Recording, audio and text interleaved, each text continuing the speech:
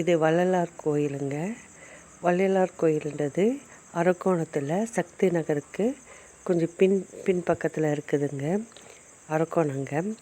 இது ஒரு அம்மா, சூரியம்மான்றவங்க தனியாக ஒரே மனுஷியாக இருந்து இந்த கோயில் நடந்துட்டு வராங்க.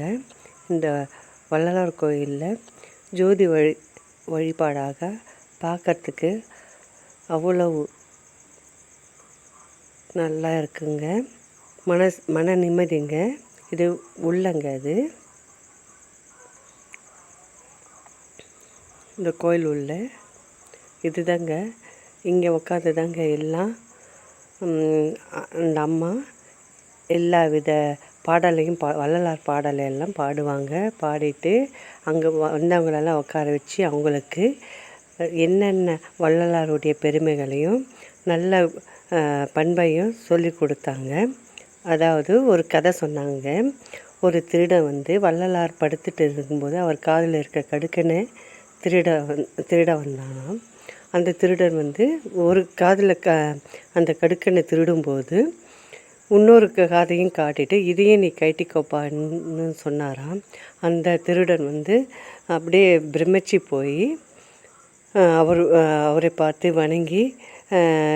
வணங்கினாராம். இந்த கடுக்கனை வச்சு நீ எனக்கு திருப்பி தர வேண்டாம், நீ தொழில் செஞ்சு பழச்சிக்கோ, எந்த கொலை குற்றங்கள்லாம் செய்யாத, இனிமேல் திருடாத, நேர்மையான வழியில் சம்பாரித்து உன் வாழ்க்கையை பார்த்துக்கோன்னு சொன்னாராம். அதுபோல் திருடனையே நல்ல பண்பாக மாற்றினவர் இந்த வள்ளலார். இந்த வள்ளலார் கோயிலில் அங்கே உட்காந்து அந்த அம்மா வள்ளலார் பாடல்களை பாடும்போது அருட்பெருஞ்சோதி தனிப்பெருங்கருணை என்ற பாடலையும் அதில் இருக்கிற எல்லா அத்தியாயங்களையும் படித்தாங்க அந்த அம்மா. அங்கேருந்து உட்காந்து கேட்கும்போது மெய் சிலிர்த்து போச்சுங்க. அந்த படிக்க உடம்புல இருக்கிற நோய் நொடிகள்லாம் போகுமா. அவ்வளவு நல்ல விஷயங்களையும் சொன்னாங்க அந்த அம்மா. அதை கேட்ட உடனே மன நிம்மதியும் ஆறுதலும் கிடைக்குதுங்க.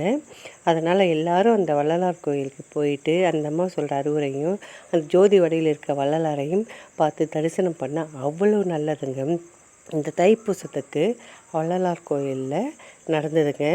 இந்த ஜோதி வடிவில் இருக்க வள்ளலாரை பிரார்த்தனை பண்ணிவிட்டு நம்மளால் முடிஞ்சால் அன்னதானம் கூட செய்யலான்னு சொன்னாங்க அவங்க.